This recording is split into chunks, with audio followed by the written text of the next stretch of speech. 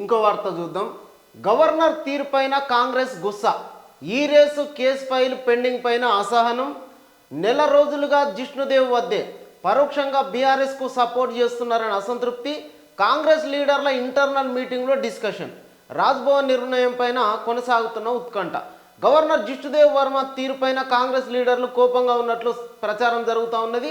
Formula ఈ race నిధుల గోల్మాల్ పైన విచారణకు గవర్నర్ అనుమతి ఇవ్వకపోవడమే అందుకు కారణమని తెలుస్తూ ఉన్నది. కేవలం ఇది బీఆర్ఎస్ పార్టీకి మేలు చేసేటందుకే గవర్నర్ ఈ ఏదైతే ప్రభుత్వము గవర్నర్ వద్దకు పంపిందో ఆ ఫైలు, కేటీఆర్ను విచారించేందుకు గవర్నర్ దగ్గరికి పంపిన ఫైలు గత నెల రోజులుగా పెండింగ్లో ఉన్నది.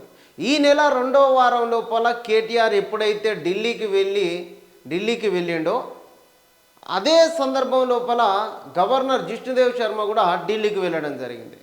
ఫార్ములా ఈ కార్ రేసులకు సంబంధించి గోల్మాల్ జరిగిన వ్యవహారం లోపల కేవలం మౌఖికంగానే 55 కోట్ల రూపాయలు ప్రభుత్వ ఖజానా నుంచి దుర్వినియోగం చేసిందనే ఆరోపణల నేపథ్యం లోపల కేటీఆర్ ఢిల్లీకి పోయి బీజేపీ లీడర్లను, ఆర్ఎస్ఎస్ లీడర్లను కలిసిన తర్వాత జిష్ణుదేవ్ శర్మ కూడా ఢిల్లీ నుంచి వచ్చిన తర్వాత ఎట్లాంటి నిర్ణయం తీసుకోలేదు.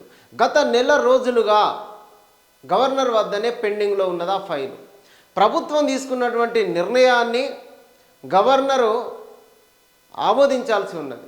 గవర్నర్ ఏదైతే ప్రభుత్వము ఒక ఎమ్మెల్యేని విచారించే క్రమం లోపల గవర్నరు ఆమోదం తప్పనిసరి అయింది కాబట్టి ఆయన దగ్గరికి ఫైల్ పంపితే ఆయన ఇప్పటివరకు ఎట్లాంటి నిర్ణయం తీసుకోలేదు.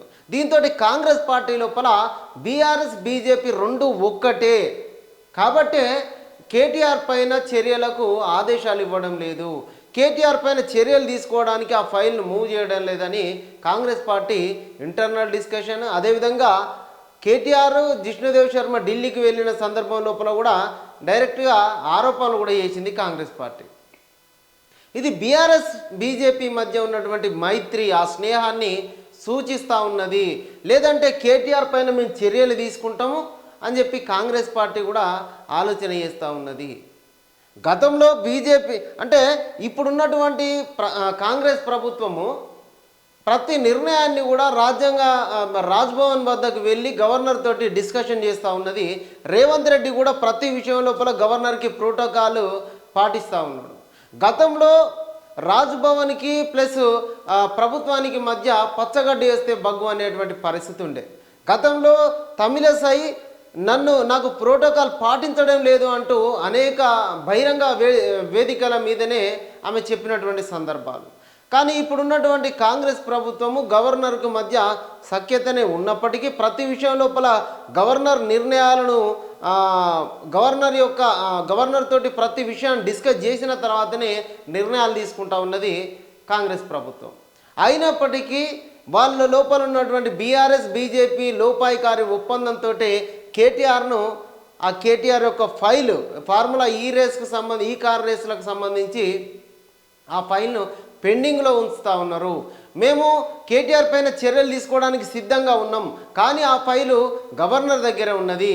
గత ప్రభుత్వం లోపల గవర్నర్కి ప్రభుత్వానికి మధ్య పచ్చగడ్డి వేసే పరిస్థితులు ఉంటే ఈ ప్రభుత్వంలో మేము ప్రతిదీ కూడా ప్రోటోకాల్ పాటిస్తూ ఉన్నాం, ప్రతి అంశం కూడా గవర్నర్కు చెప్పే చేస్తున్నాము. అయినప్పటికీ గవర్నరు ఇంకా ఈ రకంగా చేయడం అనేది కరెక్ట్ కాదంటూ కూడా కాంగ్రెస్ పార్టీ ఆరోపణలు చేస్తూ ఉన్నది. గవర్నర్ సహకరించడం వల్లనే కేటీఆర్ను మేము అరెస్ట్ చేయలేకపోతా ఉన్నాం.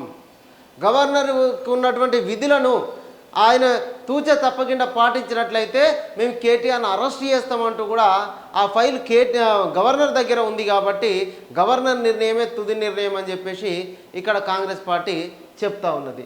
ఇది పరోక్షంగా బీఆర్ఎస్ పార్టీకి సపోర్ట్ చేస్తూ ఉన్నారు అంటూ కూడా కాంగ్రెస్ లీడర్లు గవర్నర్ పైన కోపానికి వస్తున్నటువంటి పరిస్థితి. ఇది ఒక వార్త.